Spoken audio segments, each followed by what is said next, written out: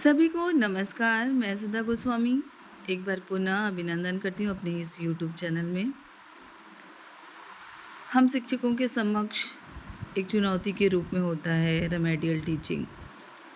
सत्र 2024-25 भाषा शिक्षण हेतु दैनिक रेमेडियल कार्य की रणनीति कैसी होनी चाहिए। आज का वीडियो इसी पर पूरा आधारित है। तो चलिए जान लेते हैं कि जैसे एक कक्षा में सारे बच्चे एक समान नहीं होते, रेमेडियल की ओर हमें जाना ही होता है। तो कैसे हम भाषा शिक्षण में रेमेडियल की रणनीति पे कार्य करेंगे, क्या योजना होगी, इस पे हम जानेंगे और चर्चा करेंगे। एकेडमिक वर्ष 2024-25 की भाषा शिक्षण योजना में पीछे छूट रहे बच्चों के लिए दैनिक रेमेडियल कार्य के लिए तीसरे कालांश मतलब तीसरे घंटे के अंत में 20 मिनट का समय निर्धारित किया गया है। ध्यान रखिएगा, रोज़ प्रतिदिन हमें तीसरे कालांश में 20 मिनट के लिए रेमेडियल का कार्य करना है। इस दौरान शिक्षक पिछले सप्ताह में किए गए साप्ताहिक आकलन के आधार पर 2 समूह बनाएंगे, समूह ए और समूह बी। ध्यान दीजिएगा कि आपने जो पिछले सप्ताह आकलन किया था उसमें बच्चों के 2 समूह बन जाएंगे और समूह की आवश्यकता के अनुरूप नीचे प्रस्तावित दी गई गतिविधियों द्वारा रेमेडियल शिक्षण कार्य का संचालन करेंगे। अब देखिए यहाँ पे साप्ताहिक आकलन हमने पिछले सप्ताह किया, उसके आधार पे कुछ बच्चे समूह 1 में गए और कुछ बच्चे हमारे समूह बी में चले गए। अब क्या होगा आगे, इनका निर्धारण कैसे करेंगे कि समूह ए में कौन से बच्चे जाएंगे और समूह बी में। तो समूह ए में 50% से कम अंक वाले बच्चे होंगे जिन्हें आपके अधिक सहयोग की आवश्यकता है।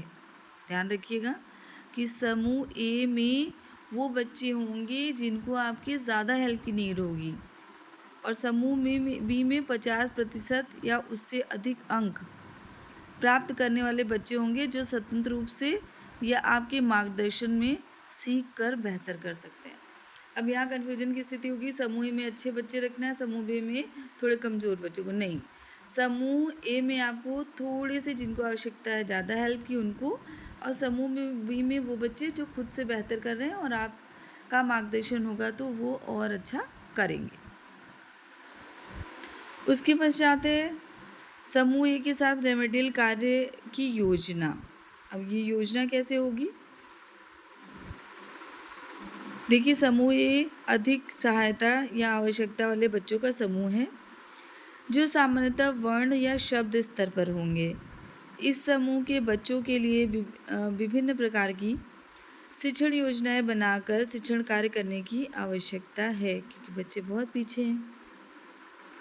समूह ए की रेमेडियल शिक्षण योजना बनाते समय आपको डिकोडिंग सीखने की प्रक्रिया के मुख्यतः 3 स्तरों को ध्यान में रखना होगा।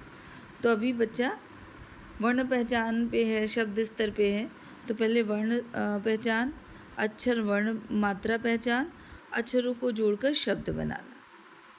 इन तीनों स्तरों पर कार्य करने के लिए हमें निम्नलिखित योजना पर कार्य करने की आवश्यकता है। पहला वर्ण पहचान, इसमें दूसरा क्रमिक और मिश्रित ग्रिड से वर्ण और अक्षर की पहचान, तीसरा अक्षरों को जोड़कर एक साथ उच्चारित करना, उसके बाद चौथा है अक्षरों को जोड़कर के शब्द बनाना या शब्द पठन।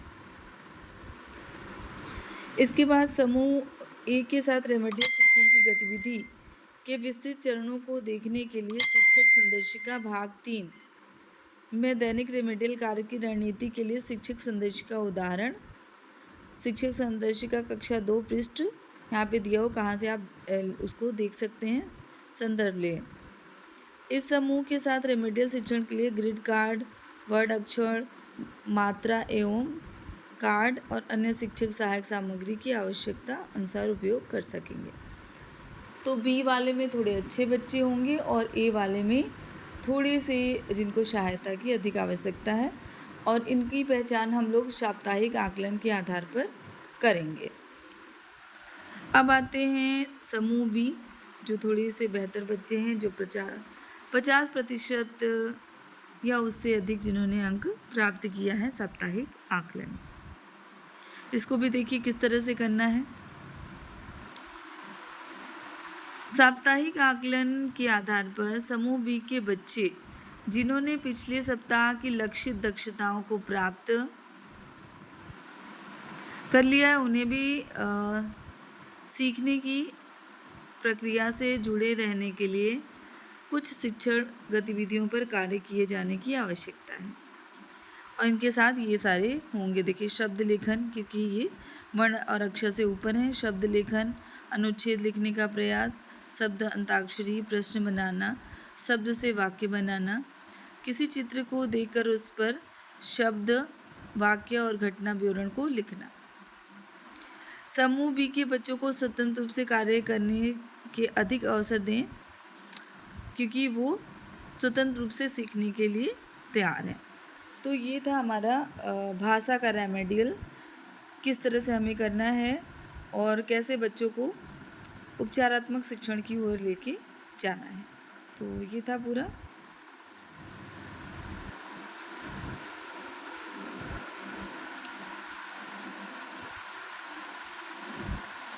धन्यवाद।